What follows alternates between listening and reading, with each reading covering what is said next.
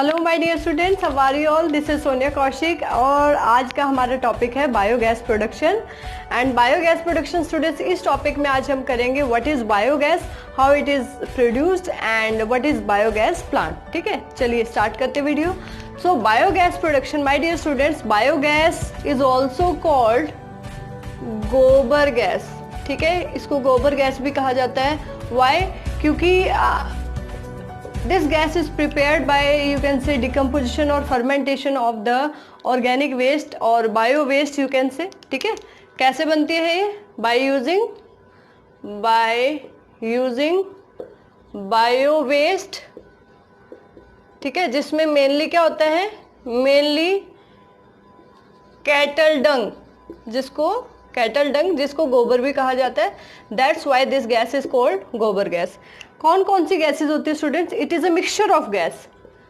It is a mixture of gases. कौन कौन सी gases है स्टूडेंट इसके अंदर मेनली मीथेन और इसके अलावा कार्बन डाइऑक्साइड, हाइड्रोजन और वी कैन से नाइट्रोजन या फिर हाइड्रोजन सल्फाइड, ये सब गैस होती है। But this CH4 methane is the main constituent. ठीक है, मेन कॉन्स्टिट्यूएंट कौन बनाते हैं स्टूडेंट इसको? मेनली मिथेनोजन्स। मिथेनोजन्स में भी एक स्पेसिफिकली एग्जांपल है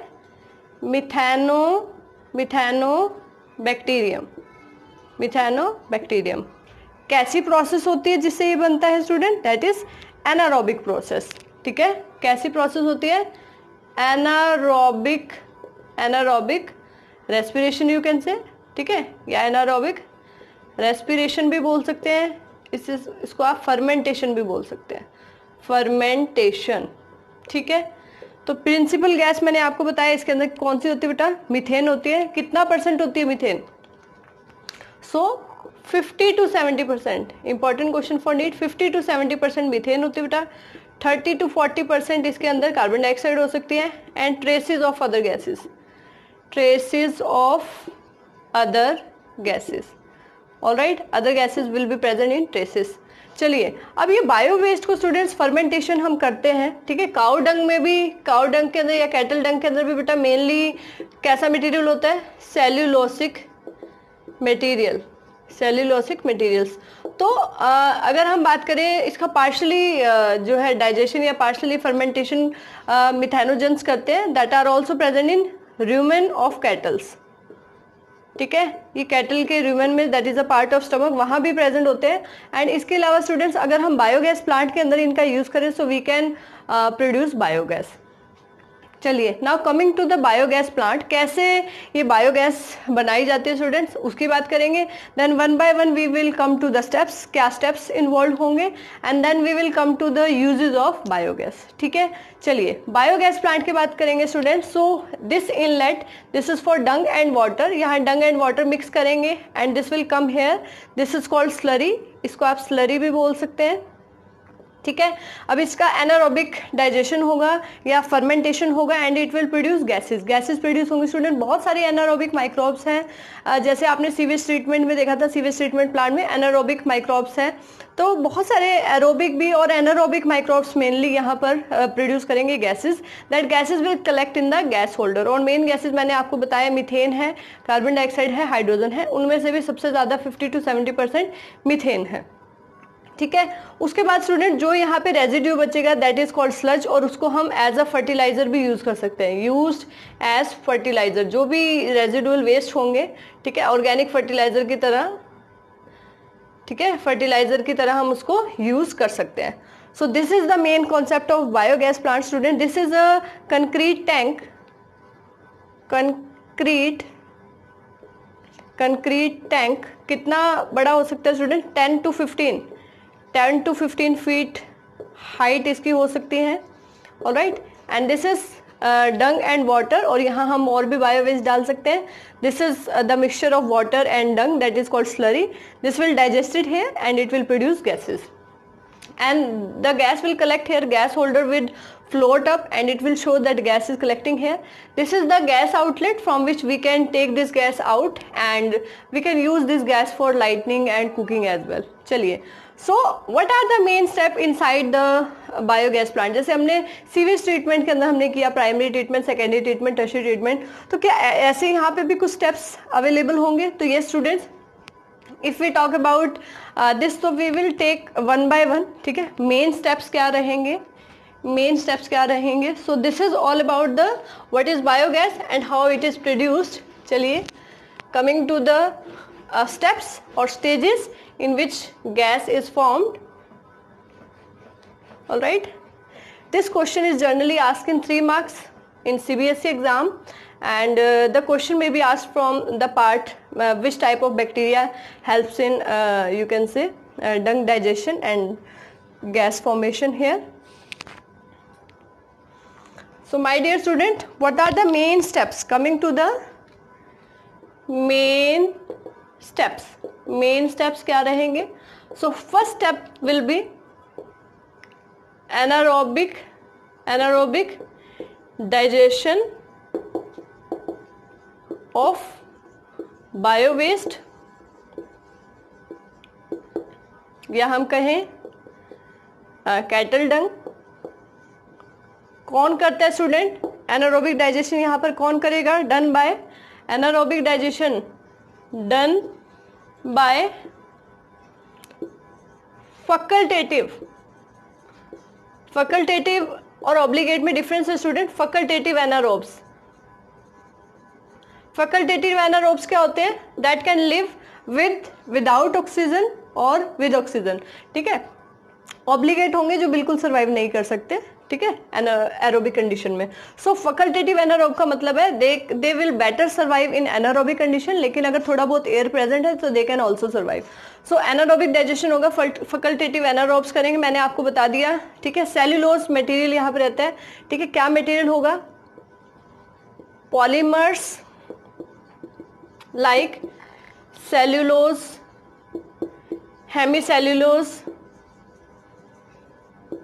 pectin, etc. These will be digested and converted into monomers. All right, this is stage 1. This is stage 1. Next coming to stage 2. Stage 2 में क्या किया जाता है स्टूडेंट? देखिए, ध्यान से देखिएगा. In stage 2, this polymers are converted into monomers in first step. Then these monomers are, you can say, anaerobically digested and converted into acetic acid. You know acetic acid, CH3 COH. So monomers converted into acetic acid. All right, next coming to stage 3.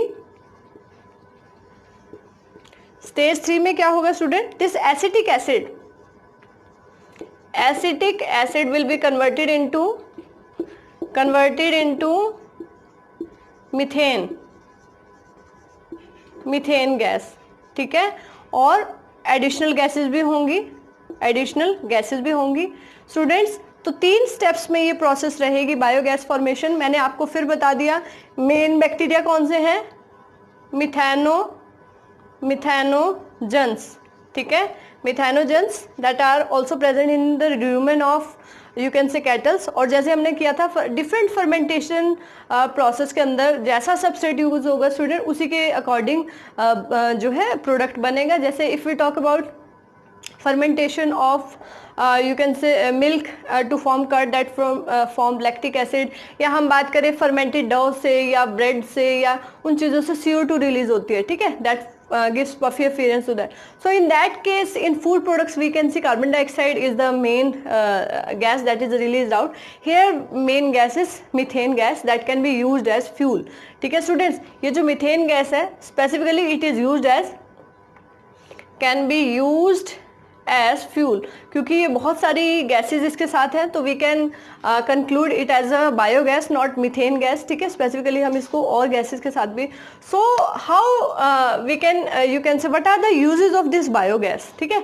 Biogas की uses की बात करेंगे student. Uses, एक तो we can say that easy to store, इसको store करना बहुत easy है, ठीक है, हार्मफुल नहीं है या हम कहें रिस्की नहीं है। और यू कैन से use can be use for cooking के लिए यूज कर सकते हैं स्टूडेंट, लाइटनिंग के लिए यूज कर सकते हैं, ऑलराइट। और इसके अलावा स्टूडेंट्स कॉस्ट इफेक्टिव है। काउ डंग हम यहाँ कैटल डंग यूज कर रहे हैं students, so we will, you can say somewhere we are you can say increasing hygiene, या you can say hygiene नहीं कहेंगे हम, we are you can say sanitization, more sanitization हम यहाँ बोल सकते हैं, या more you can say use of waste, bio waste, more use of bio waste and fertilizers भी यहाँ पे बन रहे हैं। जो भी रेजिडुअल होगा उसको हम एज अ फर्टिलाइजर्स हम उसको यूज कर सकते हैं। सो एंड इसकी कैलोरीफिक वैल्यू भी स्टूडेंट्स मीथेन गैस की काफ़ी अच्छी रहती है, 23 to 28, ठीक है। कैलोरीफिक वैल्यू की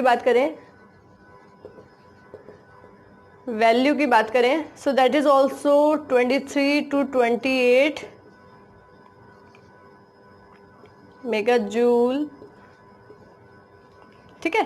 तो कैलोरीफिक वैल्यू भी काफ़ी अच्छी रहती है। सो दिस आर, तो अब मेन क्वेश्चन यहाँ से नीट में क्वेश्चन आता है स्टूडेंट्स कि इंडिया में इस तरह का बायोगैस प्लांट को डेवलप करना या उसके बारे में लोगों को अवेयर करना, who perform the main role in that, ठीक है। किसने लोगों को अवेयर किया about this biogas production and the uses of biogas and how the biogas plant can be you can say formed in the open areas like field. So in villages we can say overall the waste material can be used for something, you can say technically something is used here, that is waste is used here technically, and benefits are in the form of biogas or in the form of you can say fertilizer. So main role is played by ICAR and ठीक है, this is IARI, sorry, that is Indian agriculture research institute, and this one is Khadi and Village, Khadi and Village, this is Commission, Khadi and Village Commission. This I means Khadi and Village Industries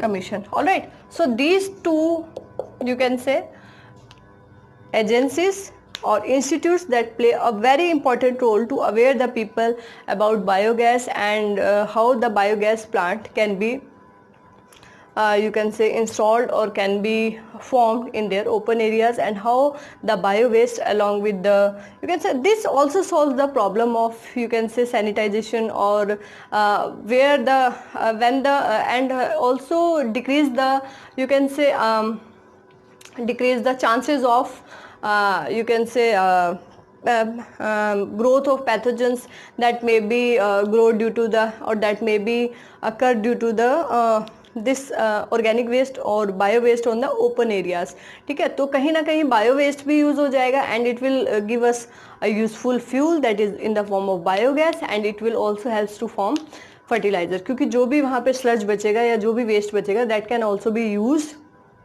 to form fertilizers, and that can be used in field, and in this way we can also increase the crop production.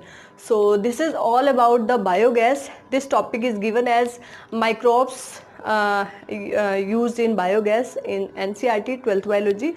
So this topic is important for CBSE 3 marks, and from this topic question may be asked about the microbes and about the full forms and all that.